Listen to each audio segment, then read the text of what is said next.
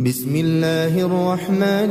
الرحيم. الحمد لله الذي أنزل على عبده الكتاب ولم يجعل له عوجا قيما لينذر بأسا شديدا من لدنه ويبشر المؤمنين الذين يعملون الصالحات أن لهم أجرا حسنا ماكثين فيه أبدا وينذر الذين قالوا اتخذ الله ولدا ما لهم به من علم ولا لآبائهم كبرت كلمة تخرج من أفواههم إن يقولون إلا كذبا فلعلك باخع نفسك على آثارهم إن لم يؤمنوا بهذا الحديث أسفا إنا جعلنا ما على الأرض زينة لها لنبلوهم أيهم أحسن عملا وإنا لجاعلون ما عليها صعيدا جرزا أم حسبت أن أصحاب الكهف والرقيم كانوا من آياتنا عجبا إذ أوى الفتية إلى الكهف فقالوا ربنا آتنا من لدنك رحمة وهيئ لنا من أمرنا رشدا فضربنا على آذانهم في الكهف سنين عددا ثم بعثناهم لنعلم أي الحزبين أحصى لما لبثوا أمدا نحن نقص عليك نبأهم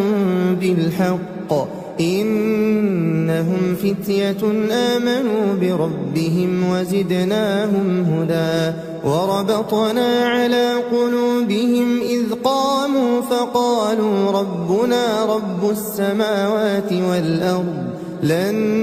ندعو من دونه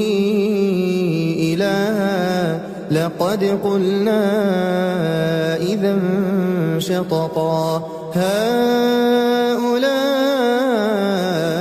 قومنا اتخذوا من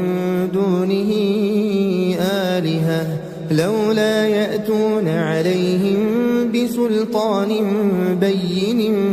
فمن أظلم ممن افترى على الله كذبا وإذ اعتزلتموهم وما يعبدون إلا الله فأووا إلى الكهف ينشر لكم ربكم من رحمته ويهيئ لكم من أمركم مرفقا وترى الشمس إذا طلعت تزاور عن كهفهم ذات اليمين وإذا غربت تقرضهم ذات الشمال وهم في فجوة منه ذلك من آيات الله من يهد الله فهو المهتد ومن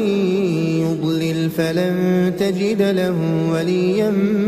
مرشدا وتحسبهم أيقاظا وهم رقود ونقلبهم ذات اليمين وذات الشمال وكلبهم باسط ذراعيه بالوصيد لو اطلعت عليهم لوليت منهم فرارا ولملئت منهم رعبا وكذلك بعثناهم ليتساءلوا بينهم قال قائل منهم كم لبثتم قالوا لبثنا يوما أو بعض يوم قالوا ربكم أعلم بما لبثتم فابعثوا أحدكم بورقكم هذه إلى المدينة فلينظر أيها أزكى طعاما فليأتكم برزق منه وليتلطف ولا يشعرن بكم أحدا إنهم إن يظهروا عليكم يرجموكم أو يعيدوكم في ملتهم ولن تفلحوا إذا أبدا وكذلك أعثرنا عليهم ليعلموا أن وعد الله حق وأن الساعة لا ريب فيها إذ يتنازعون بينهم أمرهم فقالوا بنوا عليهم بنيانا ربهم أعلم بهم قال الذين غلبوا على أمرهم لنتخذن عليهم مسجدا سيقولون ثلاثة رابعهم كلبهم ويقولون خمسة سادسهم كلبهم رجما بالغيب ويقولون سبعة وثامنهم كلبهم قل ربي أعلم بعدتهم ما يعلمهم إلا قليل فلا تمار فيهم إلا مراء ظاهرا ولا تستفت فيهم منهم أحدا ولا تقولن لشيء إني فاعل ذلك غدا إلا أن يشاء الله واذكر ربك إذا نسيت وقل عسى أن يهديني ربي لأقرب من هذا رشدا ولبثوا في كهفهم 300 سنين وازدادوا 9 قل الله أعلم بما لبثوا له غيب السماوات والأرض أبصر به وأسمع ما لهم من دونه من ولي ولا يشرك في حكمه أحدا واتل ما أوحي إليك من كتاب ربك لا مبدل لكلماته ولن تجد من دونه ملتحدا واصبر نفسك مع الذين يدعون ربهم بالغداة والعشي يريدون وجهه ولا تعد عيناك عنهم تريد زينة الحياة الدنيا ولا تطع من أغفلنا قلبه عن ذكرنا واتبع هواه وكان أمره فرطا وقل الحق من ربكم فمن شاء فليؤمن ومن شاء فليكفر إنا أعتدنا للظالمين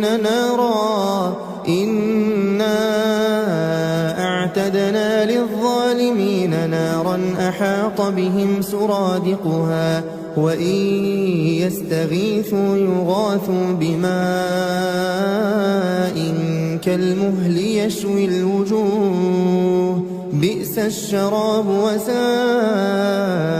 مرتفقا إن الذين آمنوا وعملوا الصالحات إنا لا نضيع أجر من أحسن عملا أولئك لهم جنات عدن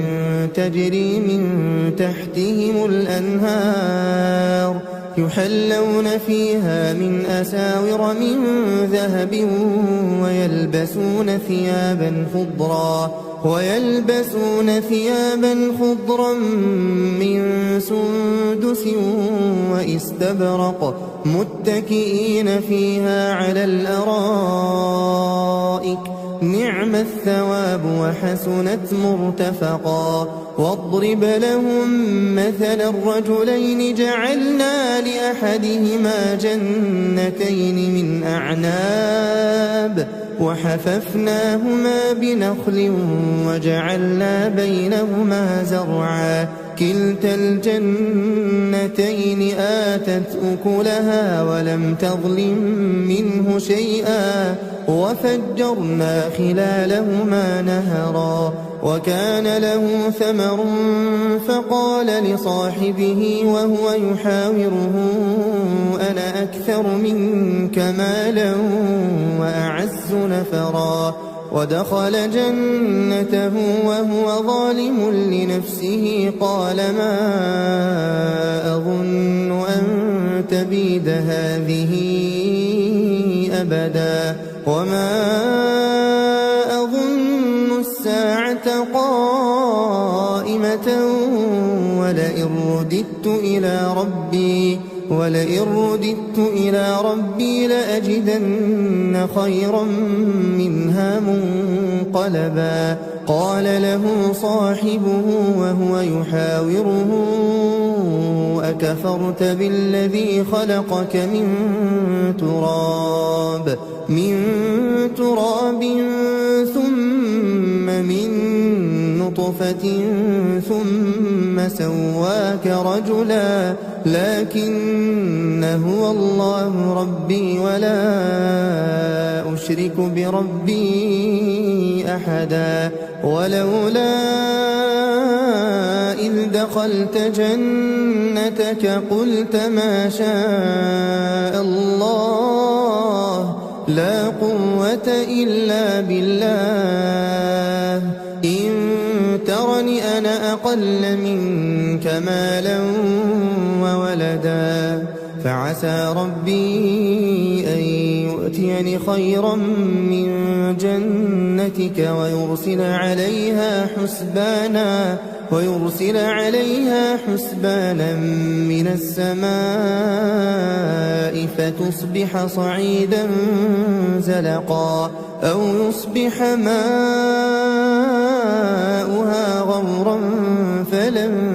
تستطيع له طلبا وأحيط بثمره فأصبح يقلب كفيه على ما أنفق فيها وهي خاوية على عروشها ويقول يا ليتني لم أشرك بربي أحدا ولم تكن له فئة ينصرونه من دون الله وما كان منتصرا هنالك الولاية لله الحق هو خير ثوابا وخير عقبا واضرب لهم مثل الحياة الدنيا كماء إن أنزلناه من السماء فاختلط به نبات الأرض فأصبح هشيما تذروه الرياح وكان الله على كل شيء مقتدرا المال والبنون زينة الحياة الدنيا والباقيات الصالحات خير عند ربك ثوابا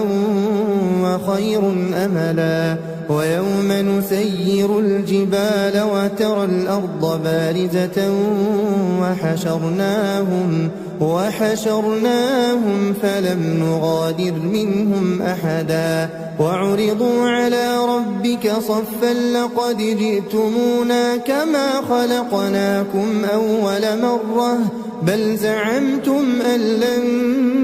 نجعل لكم موعدا ووضع الكتاب فترى المجرمين مشفقين مما فيه ويقولون يا ويلتنا ما لهذا الكتاب لا يغادر صغيرة ولا كبيرة إلا أحصاها ووجدوا ما عملوا حاضرا ولا يظلم ربك أحدا وإذ قلنا للملائكة اسجدوا لآدم فسجدوا إلا إبليس كان من الجن ففسق عن أمر ربه أفتتخذونه وذريته أولياء من دوني وهم لكم عدو بئس للظالمين بدلا ما أشهدتهم خلق السماوات والأرض ولا خلق أنفسهم وما كنت متخذ المضلين عضدا ويوم يقول نادوا شركائي الذين زعمتم فدعوهم فلم يستجيبوا لهم وجعلنا بينهم موبقا ورأى المجرمون النار فظنوا أنهم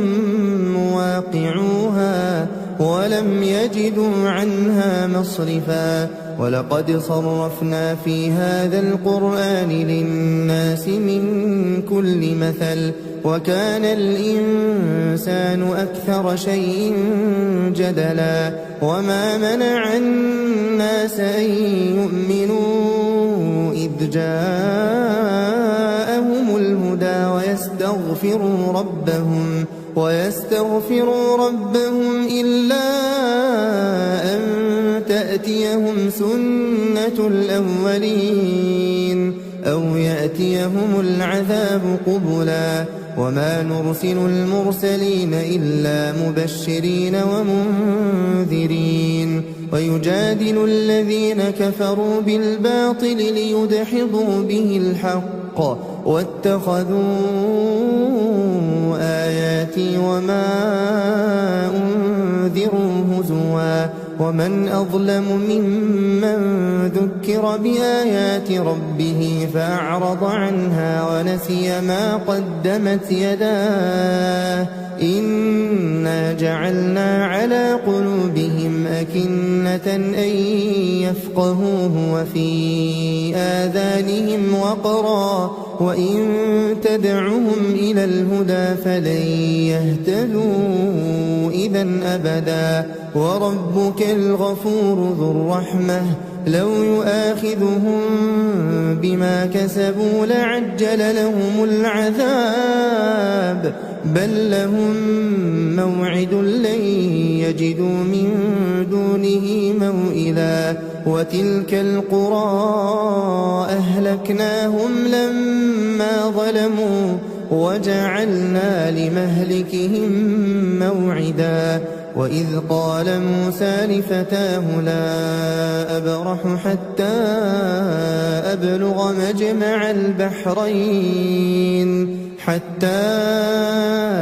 أبلغ مجمع البحرين أو أمضي حقبا فلما بلغا مجمع بينهما نسيا حوتهما فاتخذ سبيله في البحر سربا فلما جاوزا قال لفتاه آتنا غداءنا لقد لقينا من سفرنا هذا نصبا قال أرأيت إذ أوينا إلى الصخرة فإني نسيت الحوت وما أنسانيه إلا الشيطان أن أذكره واتخذ سبيله في البحر عجبا قال ذلك ما كنا نبغي فارتدا على آثارهما قصصا فوجدا عبدا من عبادنا آتيناه رحمة من عندنا وعلمناه من لدنا علما قال له موسى هل أتبعك على أن تعلمني مما علمت رشدا قال إنك لن تستطيع معي صبرا وكيف تصبر على ما لم تحط به خبرا قال ستجدني إن شاء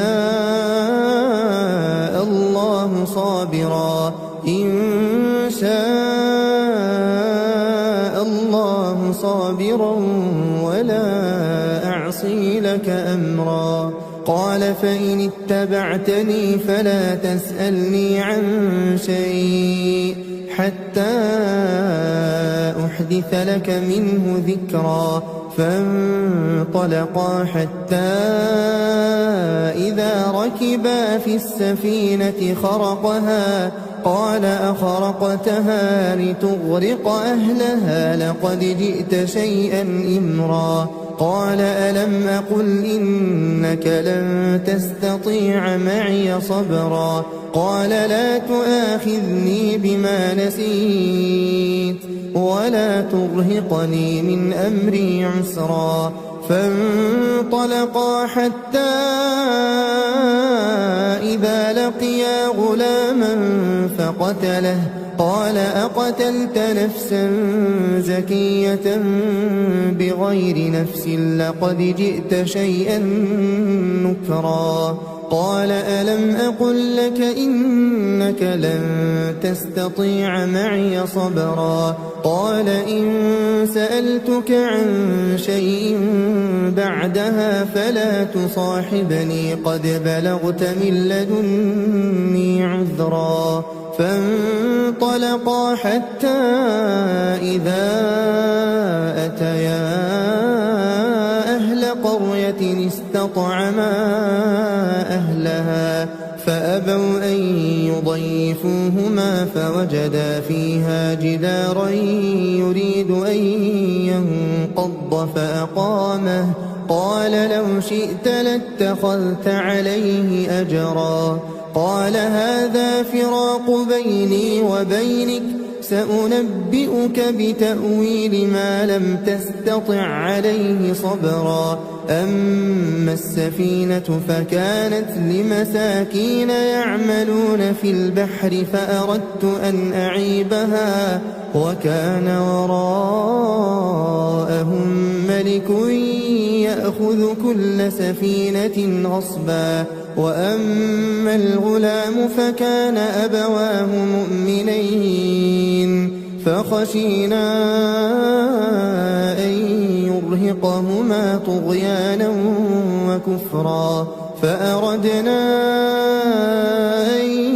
يبدلهما ربهما خيرا منه زكاة وأقرب رحما. وأما الجدار فكان لغلامين يتيمين في المدينة وكان تحته كنز لهما وكان أبوهما صالحا. فأراد ربك أن يبلغا أشدهما ويستخرجا كنزهما رحمة من ربك وما فعلته عن أمري ذلك تأويل ما لم تسطع عليه صبرا. ويسألونك عن ذي القرنين قل سأتلو عليكم منه ذكرا. إنا مكنا له في الأرض وآتيناه من كل شيء سببا. فأتبع سببا حتى إذا بلغ مغرب الشمس وجدها تغرب في عين حمئة ووجد عندها قوما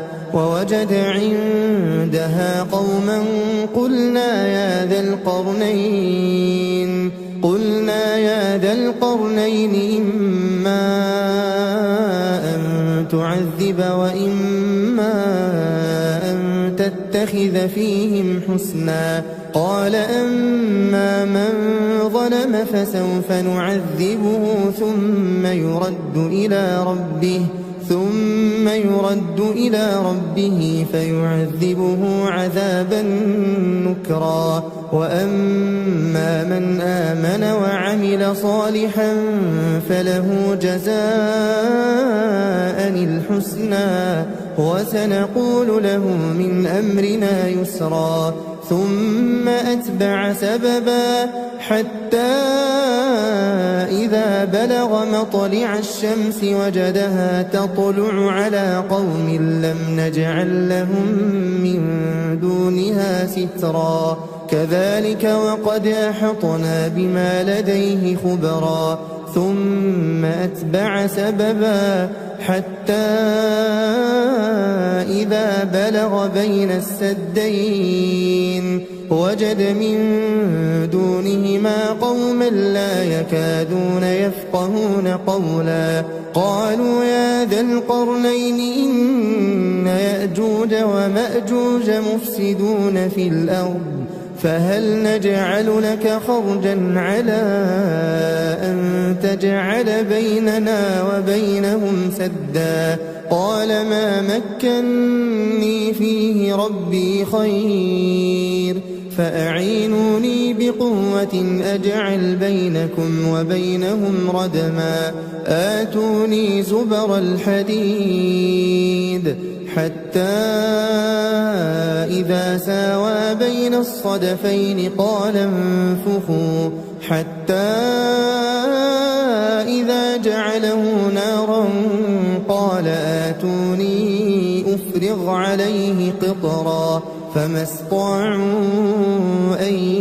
يظهروه وما استطاعوا له نقبا قال هذا رحمة من ربي فإذا جاء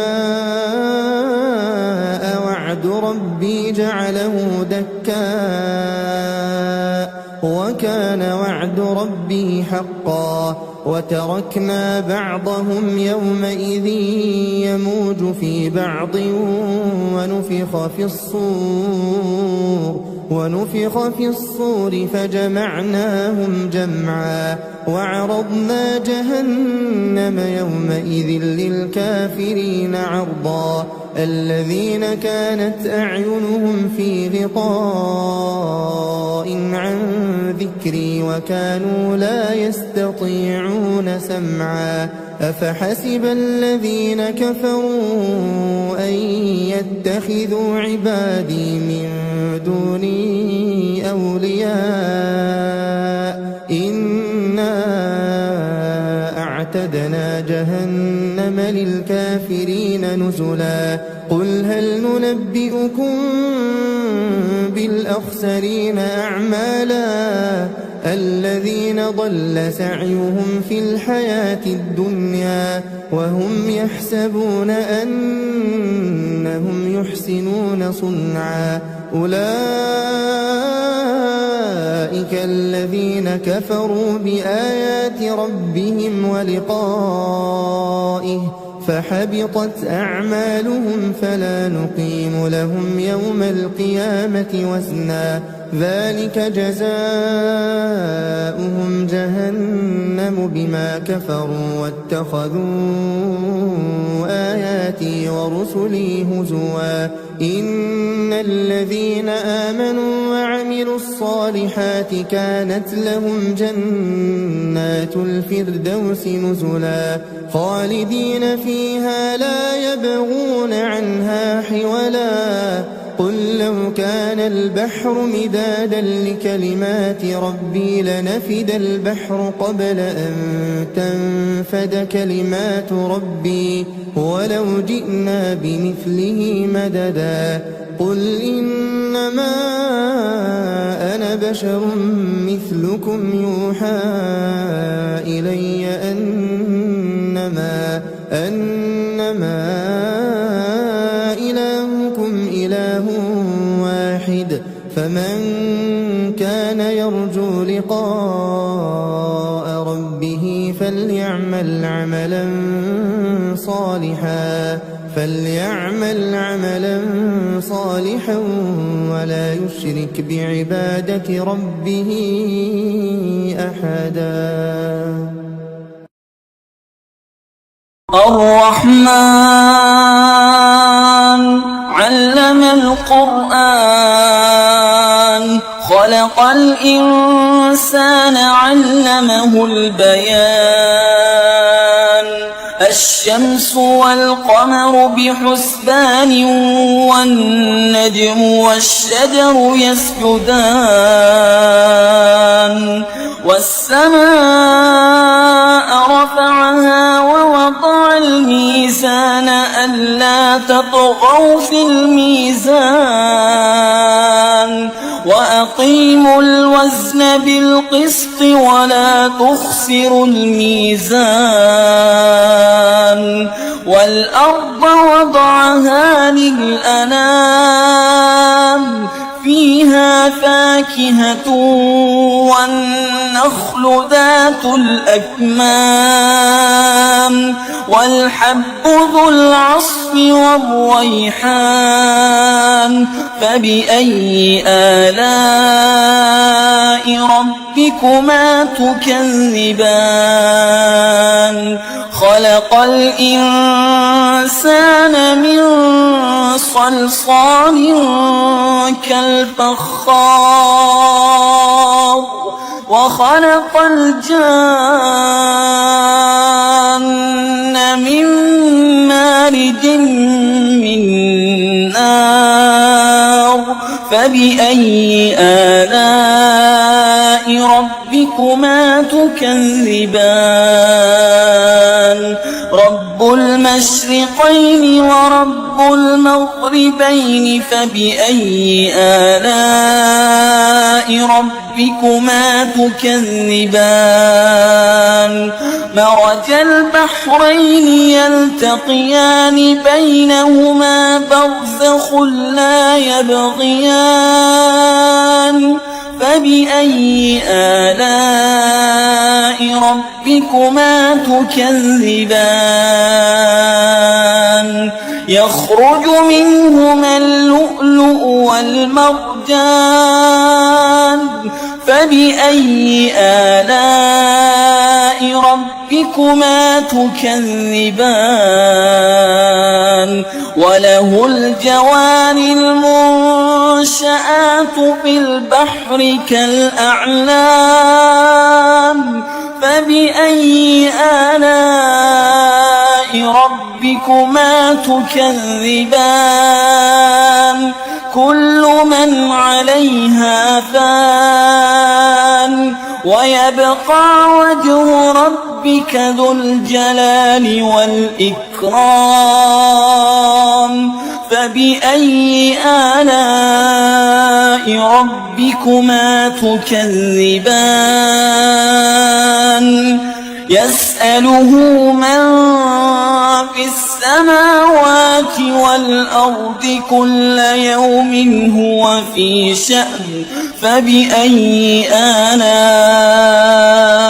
ربكما تكذبان سنفرغ لكم أيها الثقلان فبأي آلاء ربكما تكذبان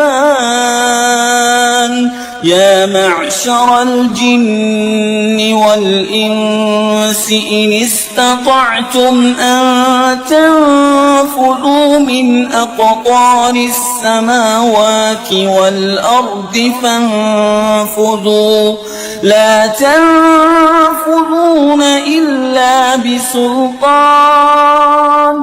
فبأي آلاء ربكما تكذبان يرسل عليكما شواظ من نار ونحاس فلا تنتصران فبأي آلاء ربكما تكذبان فإذا انشقت السماء فكانت وردة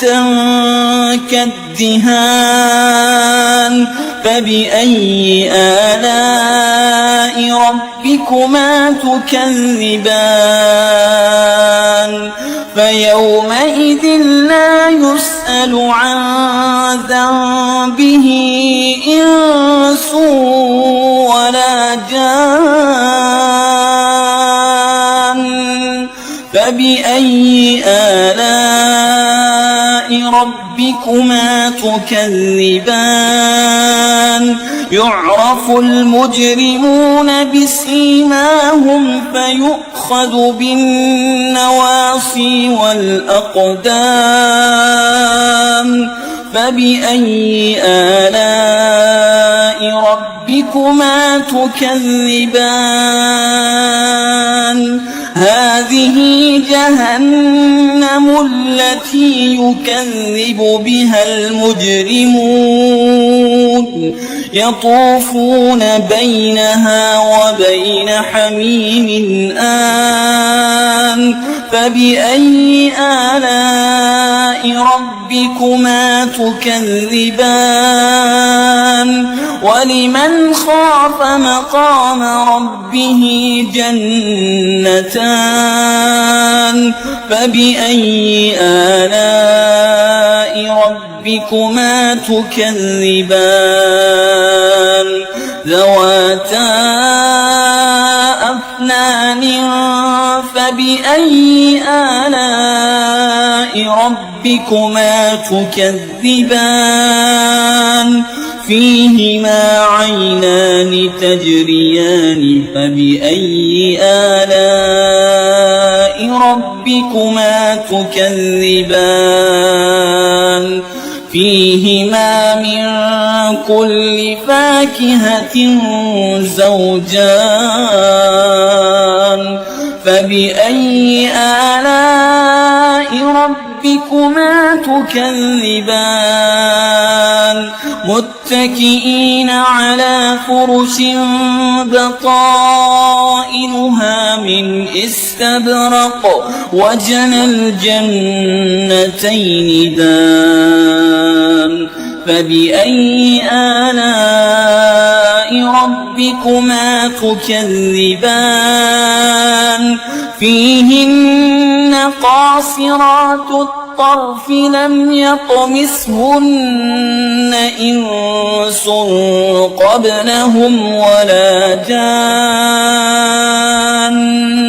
فبأي آلاء ربكما تكذبان كأنهن الياقوت والمرجان فبأي آلاء ربكما تكذبان هل جزاء الإحسان إلا الإحسان فبأي آلاء ربكما تكذبان ومن دونهما جنتان فبأي آلاء ربكما تكذبان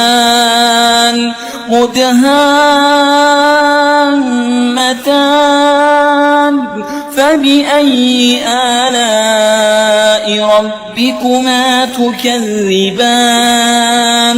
فيهما عينان نضاختان فبأي آلاء ربكما تكذبان فيهما فاكهة ونخل ورمان فبأي آلاء ربكما تكذبان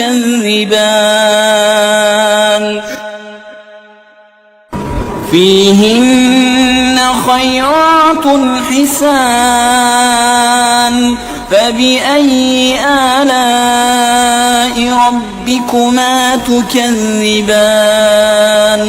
حور مقصورات في الخيام فبأي آلاء ربكما تكذبان لم يطمثهن إنس قبلهم ولا جان فبأي آلاء ربكما تكذبان متكئين على رفرف خضر وعبقري حسان فبأي آلاء ربكما تكذبان تبارك اسم ربك ذي الجلال والإكرام. الرحمن علم القرآن خلق الإنسان علمه البيان الشمس والقمر بحسبان والنجم والشجر يسجدان والسماء رفعها ووضع الميزان ألا تطغوا في الميزان وأقيموا الوزن بالقسط ولا تخسروا الميزان والأرض وضعها للأنام فيها فاكهة والنخل ذات الأكمام والحب ذو العصف والريحان فبأي آلاء ربكما تكذبان خلق الإنسان من صلصال كالفخار وخلق الجان من مارج من نار فبأي آلاء ربكما تكذبان رب المشرقين ورب المغربين فبأي آلاء ربكما تكذبان مرج البحرين يلتقيان بينهما برزخ لا يبغيان فبأي آلاء ربكما تكذبان يخرج منهما اللؤلؤ والمرجان فبأي آلاء ربكما تكذبان وله الجوار المنشآت في البحر كالأعلام فبأي آلاء ربكما تكذبان كل من عليها فان ويبقى وجه ربك ذو الجلال والإكرام فبأي آلاء ربكما تكذبان يسأله من في السماوات والأرض كل يوم هو في شأن فبأي آلاء ربكما تكذبان سنفرغ لكم أيها الثقلان فبأي آلاء ربكما تكذبان يا معشر الجن والإنس إن استطعتم أن تنفذوا من أقطار السماوات والأرض فانفذوا لا تنفذون إلا بسلطان فبأي آلاء ربكما تكذبان يرسل عليكما شواظ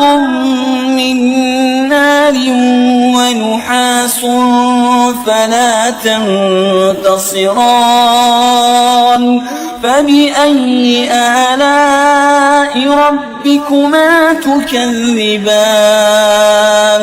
فإذا انشقت السماء فكانت وردة كالدهان فبأي آلاء ربكما تكذبان فيومئذ لا يسأل عن ذنبه إنس ولا جان فبأي آلاء ربكما تكذبان يعرف المجرمون بسيماهم فيؤخذ بالنواصي والأقدام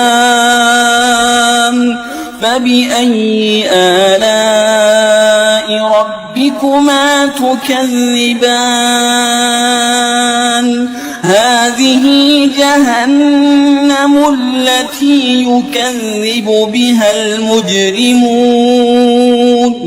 يطوفون بينها وبين حميم آن فبأي آلاء ربكما تكذبان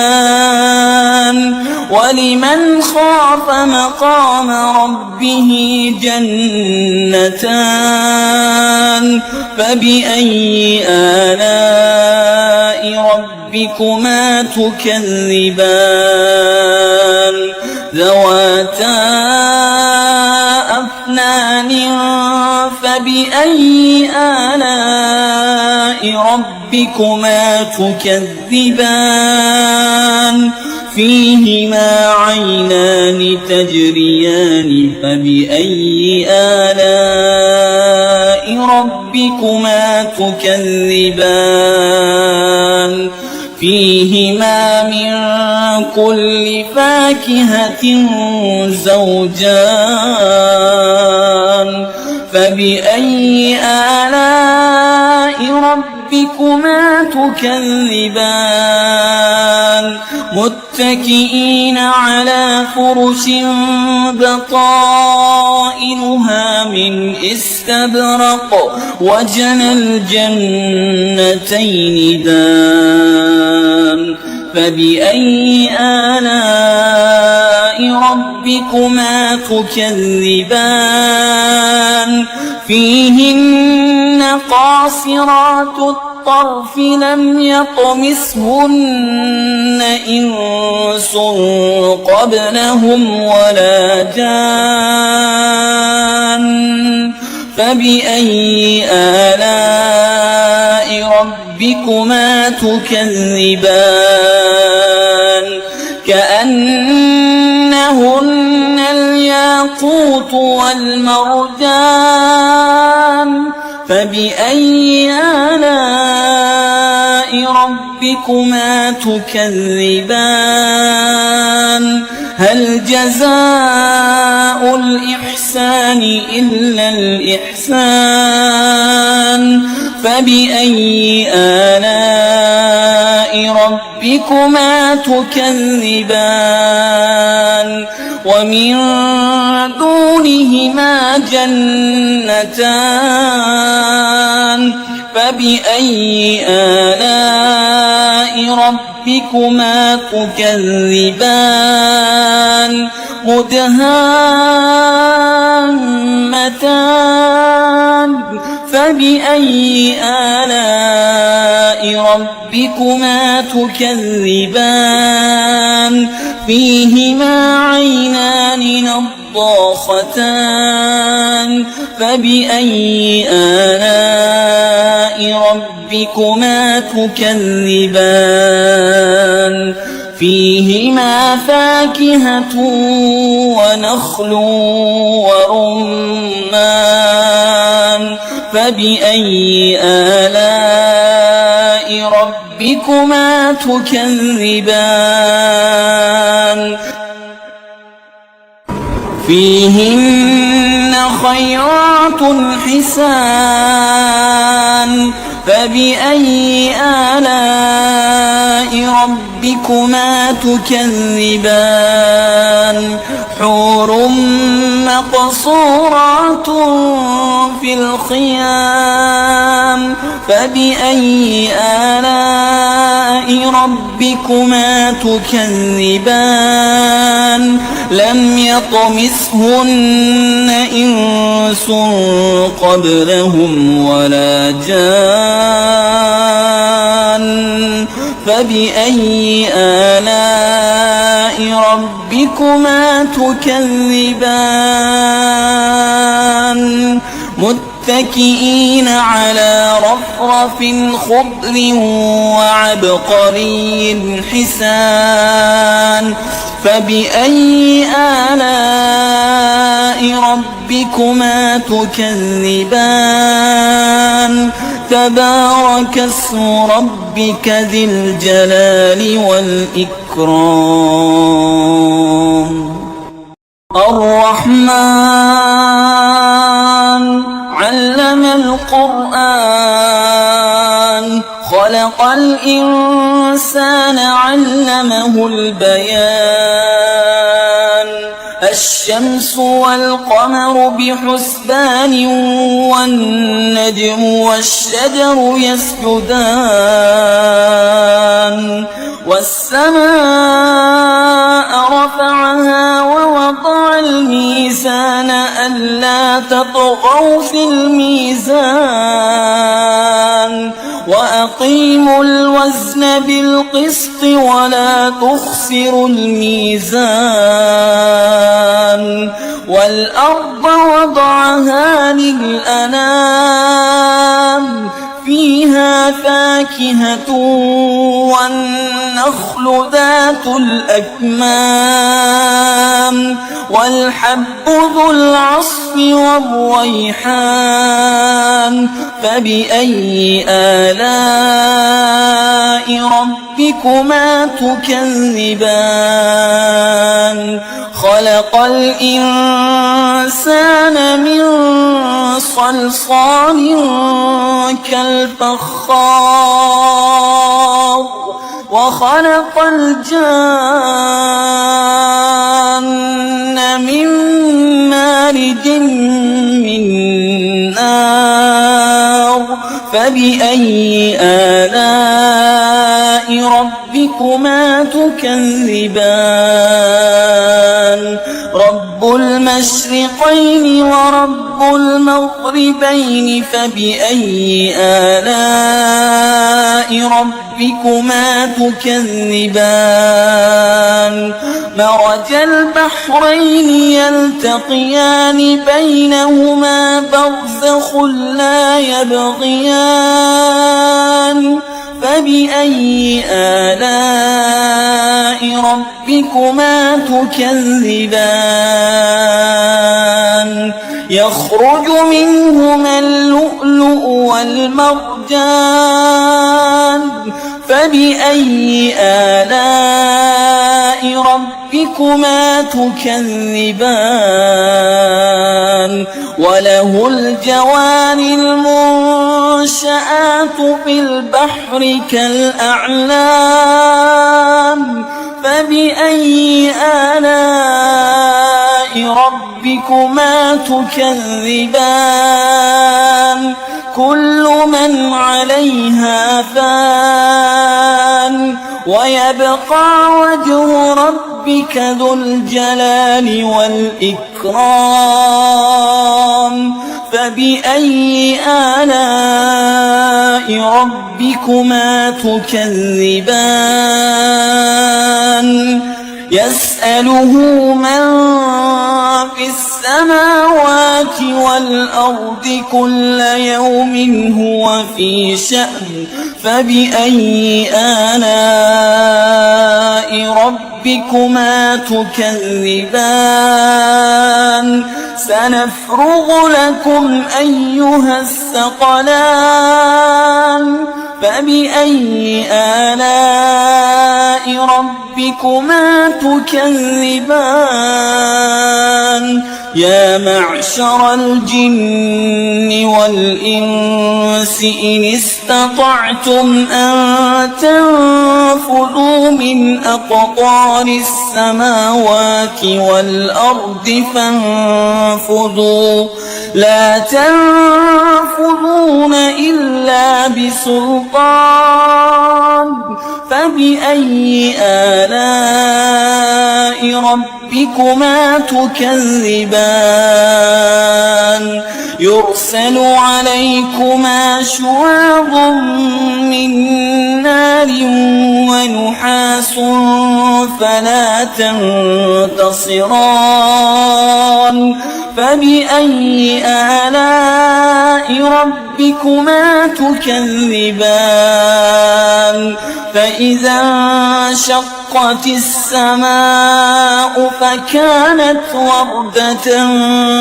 كالدهان فبأي آلاء ربكما تكذبان فيومئذ لا يسأل عن ذنبه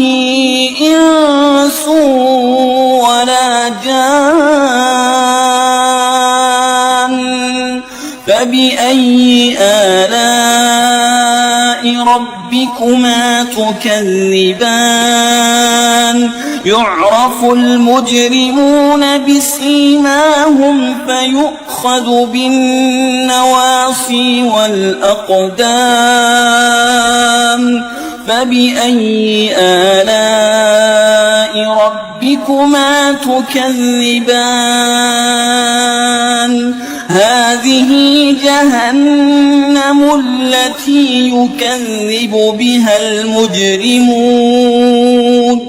يطوفون بينها وبين حميم آن فبأي آلاء ربكما تكذبان ولمن خاف مقام ربه جنتان فبأي آلاء ربكما تكذبان ذواتا أفنان فبأي آلاء ربكما تكذبان فيهما عينان تجريان فبأي آلاء ربكما تكذبان فيهما من كل فاكهة زوجان فبأي آلاء ربكما تكذبان متكئين على فرش بطائنها من استبرق وجنى الجنتين دان فبأي آلاء ربكما تكذبان فيهن قاصرات الطرف لم يطمثهن إنس قبلهم ولا جان فبأي آلاء ربكما تكذبان كأنهن الياقوت والمرجان فبأي آلاء ربكما تكذبان هل جزاء الإحسان إلا الإحسان فبأي آلاء ربكما تكذبان ومن دونهما جنتان فبأي آلاء ربكما تكذبان مدهامتان فبأي آلاء ربكما ربكما تكذبان فيهما عينان نضاختان فبأي آلاء ربكما تكذبان فيهما فاكهة ونخل ورمان فبأي آلاء ربكما تكذبان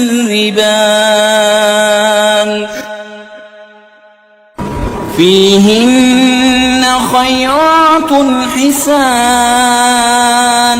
فبأي آلاء ربكما تكذبان حور مقصورات في الخيام فبأي آلاء ربكما تكذبان لم يطمثهن إنس قبلهم ولا جان فبأي آلاء ربكما تكذبان متكئين على رفرف خضر وعبقري حسان فبأي آلاء ربكما تكذبان تبارك اسم ربك ذي الجلال والإكرام